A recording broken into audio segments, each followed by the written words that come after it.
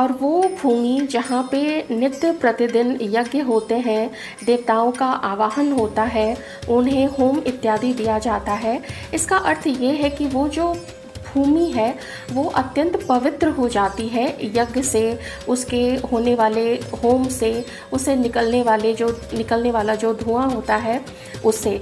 तो उसी में उतनी ही दूर में जहाँ जहाँ तक यज्ञ होते हैं, भूमि पवित्र है, वायु शुद्ध है, जल स्वच्छ एवं निर्मल है, तो उतने ही दूर में लोगों को रहना चाहिए, उनका निवास स्थान होना चाहिए, उससे आगे उन्हें नहीं जाना चाहिए। कृष्ण सारस्तु चरति मृगो यत्र स्वभावतः स ज्ञेयो यज्ञेयो देशो मलेच्च शेषत्वः परः।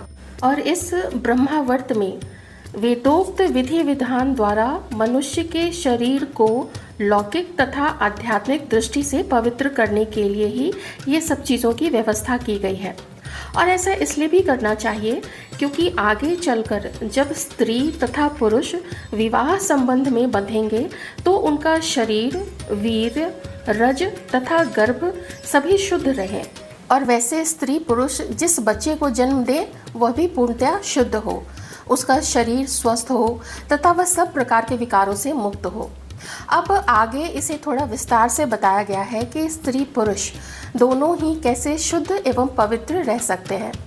स्त्री पुरुष उन दोनों के लिए ही शरीर के संस्कार कर्म निर्धारित किए गए हैं, जैसे कि 8 वर्ष से लेके 12वें वर्ष तक उपनयन संस्कार हो जाए बालक के, ताकि वो विद्या पाने के लिए गुरु के पास जा सके और उसका यज्ञोपवीत संस्कार हो सके।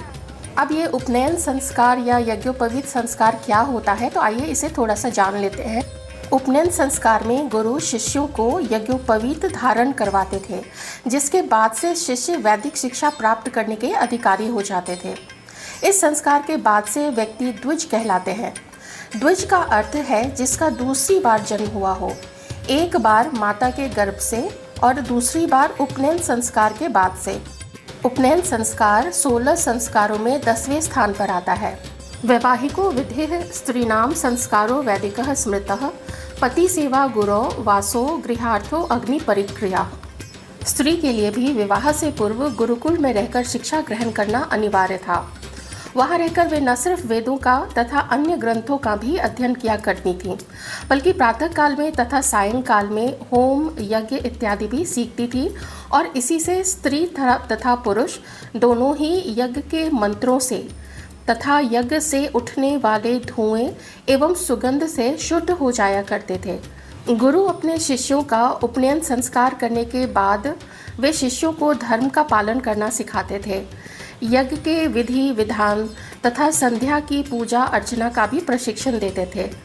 शिष्य वेद का आरंभ करने से तथा अध्ययन समाप्ति के बाद गुरु के चरणों का स्पर्श करते थे। दोनों हाथों को जोड़कर प्रणाम करने को ब्रह्मांजलि कहते हैं। प्राणायाम के लिए कहा गया है कि इससे बड़ा कोई तप नहीं है तथा मंत्रों में गायत्री मंत्र से बड़ा कोई मंत्र नहीं है, एवं मौन रहना अच्छा है, किंतु विशेष परिस्थिति सत्य भाषण यानी सच कहने का विशेष महत्व रखता है।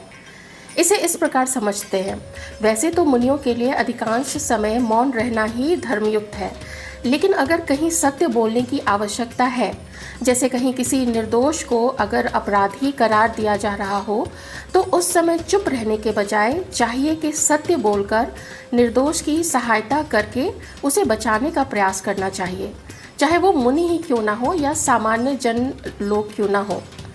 और ऐसी परिस्थिति में सत्य बोलना मौन से भी सर्वश्रेष्ठ हो जाता है।